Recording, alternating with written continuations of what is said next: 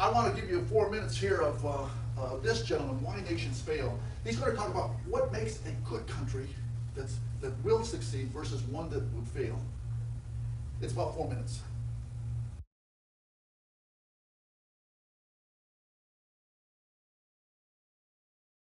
Say a few more things, laying the seed.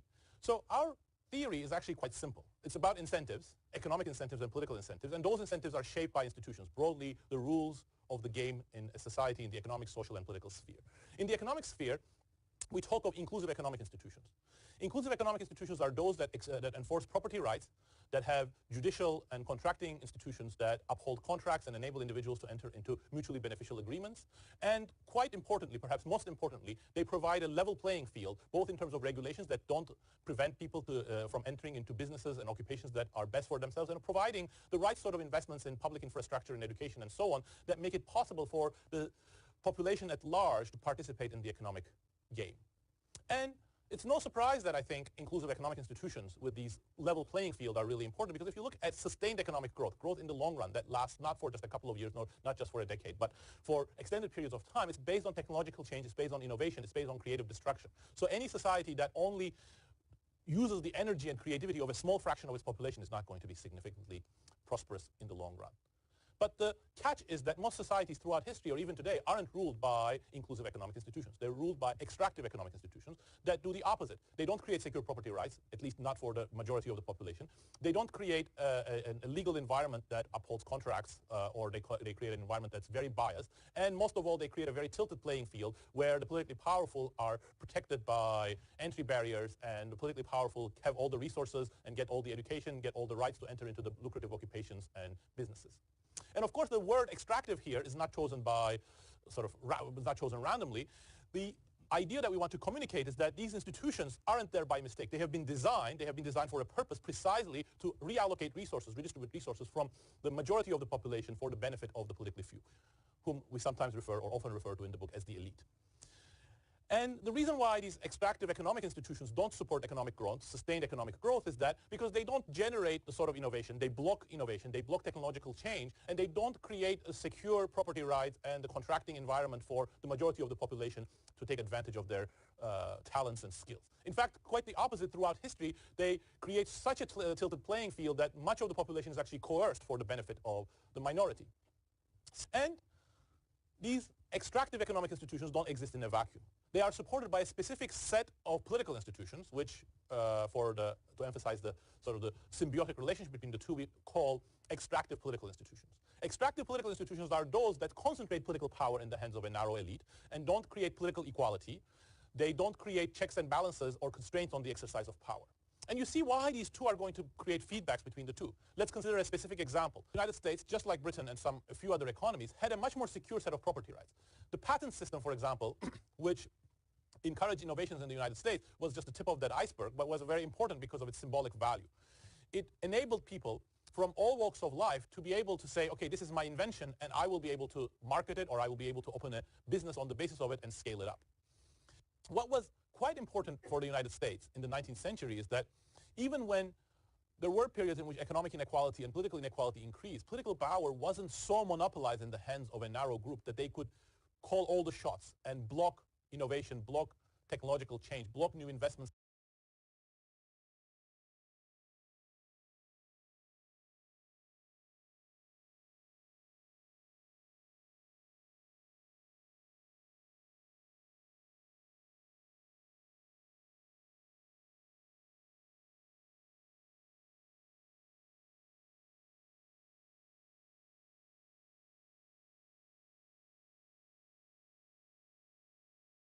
That fails is the one who suppresses technologies, that stops new technologies from destroying and refurbishing the older technologies. And I figure that has cost the United States, in my own calculations, between 1974 and today, it has cost the United States about $20 trillion. That's more than the national debt. So federal government, as he was saying, this is how we finished up in Maine, saying that American exceptionalism is going to lead the world in Galt development. We need the federal government to remove artificial barriers that are still there in place from 1974. Before these politicians left, and they abolished the Atomic Energy Commission, Joint Commission on Atomic Energy, they put in some laws saying you can't look at thorium. You can only look at light water reactors and the fast breeder reactors, but you can't look at Galt. So we have those battles to do. So we got to educate the American public on the hows and whys they were purposely turned against atomic energy. Everyone's frightened and scared of atomic energy, and I contend that was not an accident. And they're still not concerned that the rest of the world is trying to take this technology, and they may just beat us to the punch, and it's not going to matter anyhow. Take a look at rare earth metals. The reason we lost all that overseas is because when we pull up that material, there's thorium in it. So thorium Because we stopped mining it here, right? We have plenty of it. we can mine it, but we have to ship it. We can't process it. So in closing, we now flash back to 1934 and 1946. In 1934, Ayn Rand boasted that she was the first writer ever to perfect the art of building a story in 3 tiers. May 18, 1934, and she's 29 years old.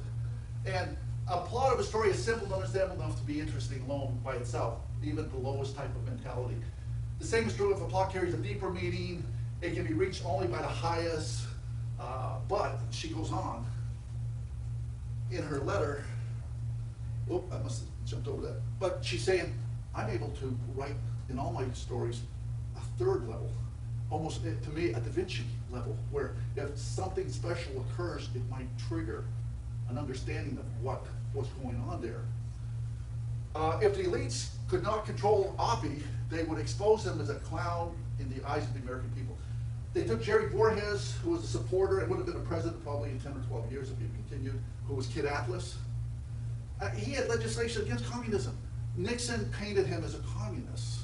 And after he won by a small margin, he said, I knew he wasn't a communist. He was a patriot, but I had to win. They were now attacking Oppie. Same thing. You're a communist. You may have given plans to Russia. Whatever they could do to get him out.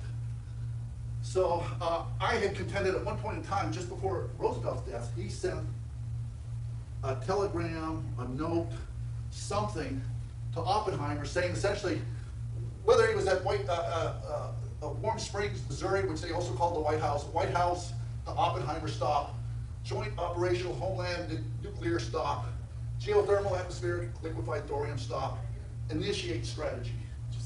And so this is created by me based on the evidence I've seen.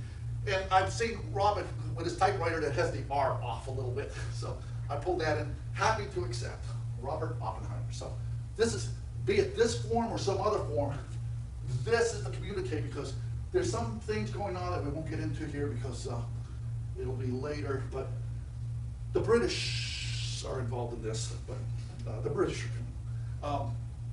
So it was a moment of deep despair. Oppie, he realizes he's being cornered. The military have been investigating for years. The FBI is now starting to bug his office, his home soon in the next few weeks. There'll be thousands of pages of illegal reports that we've learned in books hence of all the illegal things they were doing against Oppenheimer to try and get him discredited. He realized he's cornered, and what is he going to do? And about this time, he's in the 2nd interview, I contend, with Ayn Rand, who he knows is brilliant. He knows that she's bragged about being able to do a Da Vinci Code-like stuff. So I contend he spilled the beans, the atomic beans, concerning his terrible premonition of the future to this brilliant writer. He likely had showed her his last communique and explained that I'm doing this based on what the prior president wanted. Truman was brought in to replace another vice president thanks to the British, who didn't want it. That's another long story. Bottom line is he thought maybe there's an opportunity here.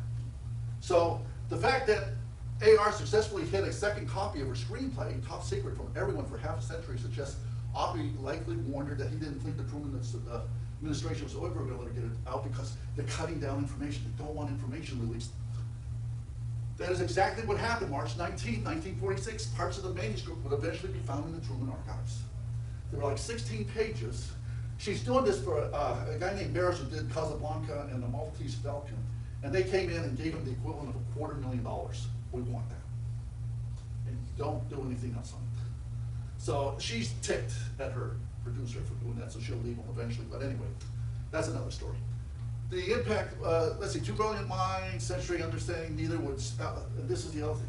They never see each other again. They never speak of this. Because if she writes it and gets it in, but it's discovered, what will be the ramifications? So Ayn Rand did slip up one time. She mentioned interviewing Oppenheimer for her screenplay Top Secret in 1961. That's been noted. But it wouldn't be till 18 years after her death, in 1998, that one of the Atlas Shrugged Society people is in her garage because she's willed her journals and letters and everything over. He finds a box. He opens it up. And lo and behold, she worked on the Manhattan Project. It was her screenplay. She had made a second copy.